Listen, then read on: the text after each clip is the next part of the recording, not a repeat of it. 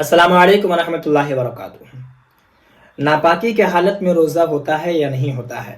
मर्द हजरात हैं, अगर रात में नाइट फेल हो गया तो ऐसी सूरत में वो सहरी करेंगे तो उसका रोज़ा होगा या नहीं होगा? बगैर गुस्ल किए रात में नापाक हुए, अभी वो गुस्ल नहीं किया, अब वो सहरी करेंगे तो सहरी करेंगे तो उसका रोज़ा होगा या नहीं होगा?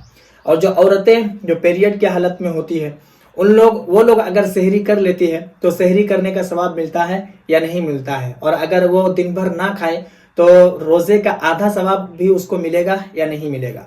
इसी के बारे में मैं आपको सारी चीजें बताने वाला हूँ इसी वीडियो में कि आप किस तरीके से नियत करेंगे नापाकी की हालत में, और रोजा होता है तो कितना सवाब मिलता है, और ज्यादा देर नापाक रहने से क्या क्या नुकसान होता है।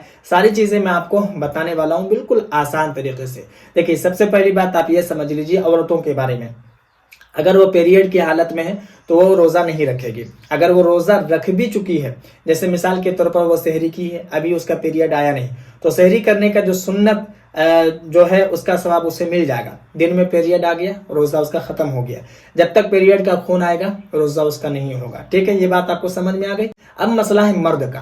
तो देखिए, मर्द हजरात अगर रात में नाइट फेल होते हैं या किसी और वजह से भी वो रोज़ा वो नापाक हो जाते हैं, तो ऐसी सूरत में अगर वो सवेरे गुस्ल करेंगे सहरी के टाइम में तो लोग जान जाएंगे कि क्या बात है भाई, क्यों गुस्ल कर रहा है, तो बड़ा अजीब लगता है।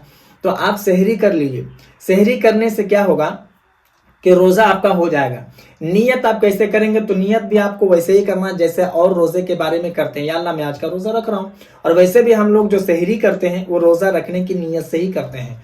तो नापाक रहने से भी रोज़ा आपका हो जाता है और कोई सवाब में कमी नहीं आती। लेकिन यहाँ पर एक चीज़ आप समझिए कि अगर नापाकी की वजह से आप नमाज नहीं पढ़ रहे, मिसाल के तौर पर रात में नापाक हो गए, सहरी का वक्त उठे, सहरी कर लिए, फिर सो गए, सोचे कि दिन में गुस्ल करेंगे, फजर का वक्त चला गया, तो फजर का वक्त जो कज़ा हुआ तो उसका गुनाह आपको होगा।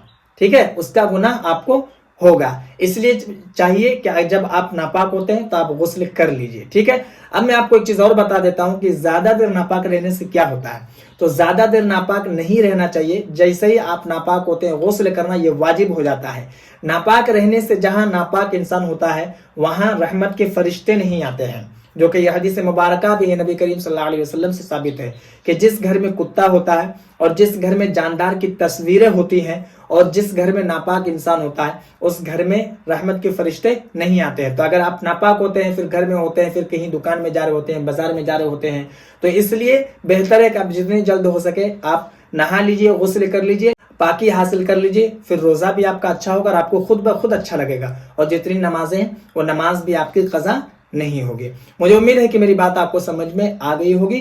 बाकी अगर आपके मन में कोई सवाल या फिर कोई डाउट हो तो आप मुझे कमेंट पर जरूर बताएं, और इस वीडियो को जितना हो सके लोगों में जरूर शेयर कर दें ताकि जो लोग नहीं जानते हैं वो लोग भी इस बात को जान जाएं। बाकी अगर आप नए हैं चैनल पर तो चैनल को भी जरूर सब्सक्राइब कर लें।